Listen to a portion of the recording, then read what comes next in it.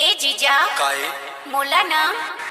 रायपुर कवर्धा की सब तूरा मन कारी कारी कहथे का कहथे कारी कारी कहथे ते कारी है त कारी कहथे। हाँ अगर ते गोरी होते ना ट्यूबलाइट कस तो सब गोरी गोरी कहती वो। ए जीजा काहे का मैं सही में कारी हूँ मगर मैं अमित कमल का कहता सुने का कहथस NPK